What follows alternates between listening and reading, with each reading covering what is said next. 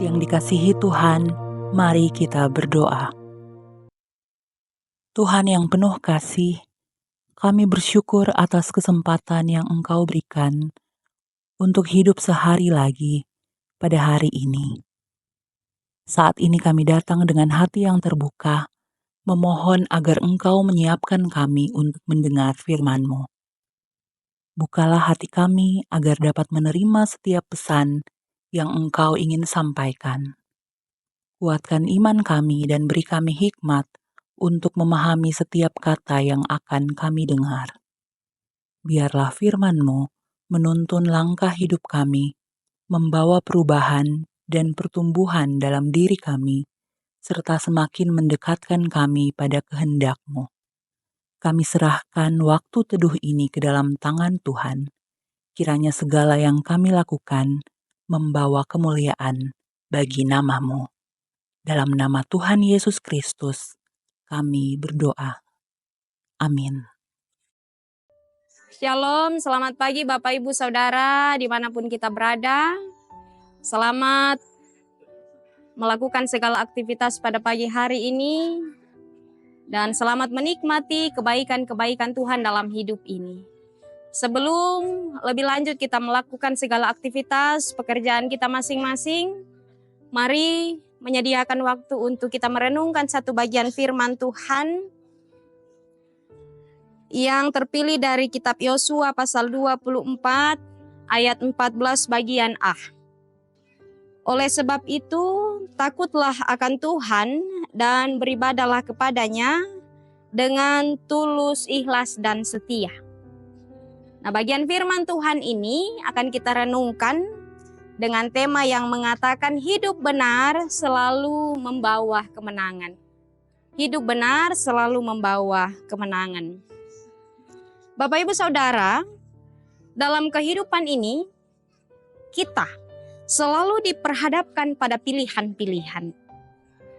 Pagi hari ini kita bangun, kita sudah disajikan dengan pilihan. Entahkah itu kita mau memilih untuk sarapan terlebih dahulu, atau kita mau berolahraga terlebih dahulu. Atau pilihan lain misalnya. Apakah kita memilih melanjutkan studi atau memilih untuk bekerja. Atau pilihan-pilihan lain. Misalnya menyangkut kepercayaan atau iman kita kepada Tuhan. Apakah kita memilih untuk beribadah kepada Tuhan dengan taat atau justru tidak? Setiap kali kita menetapkan sebuah pilihan, maka akan diikuti pula dengan konsekuensi masing-masing dari setiap pilihan yang ada. Pilihan yang tepat tentu akan membawa seseorang pada kebahagiaan, kebaikan hidup. Tetapi pilihan yang keliru akan membawa seseorang pada petaka, penyesalan yang berkepanjangan. Bapak Ibu Saudara, firman Tuhan hari ini menceritakan bagian di mana Yosua akan berpisah dengan bangsa Israel. Yosua tahu bahwa bangsa Israel akan selalu diperhadapkan dengan pilihan-pilihan hidup, termasuk pilihan kepada siapa mereka akan beribadah. Di satu sisi ada ilah-ilah lain yang disembah oleh nenek moyang mereka di seberang sungai Efrat, atau Allah bangsa-bangsa yang ada di sekitar mereka. Ada pada pasal 24 ayatnya yang kedua. Di sisi lain ada Tuhan semesta alam yang membawa dan menuntun mereka keluar dari Mesir dan masuk ke tanah perjanjian.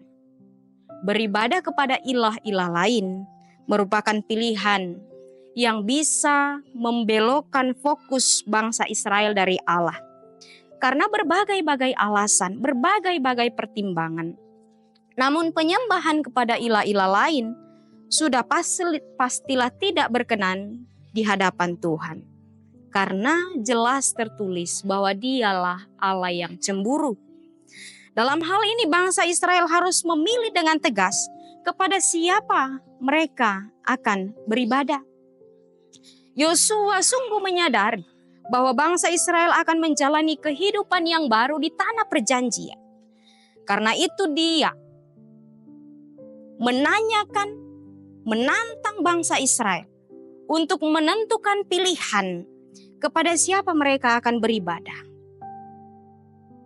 Demikianlah pertimbangan-pertimbangan mengapa mereka harus beribadah kepada Allah. Tetapi di sisi lain juga tersedia pilihan lain dan berpulang kepada mereka. Apakah mereka akan beribadah kepada ilah-ilah lain atau memilih beribadah kepada Allah? Namun Yosua dengan tegas mengatakan, ia dan seisi rumahnya akan memilih beribadah kepada Allah.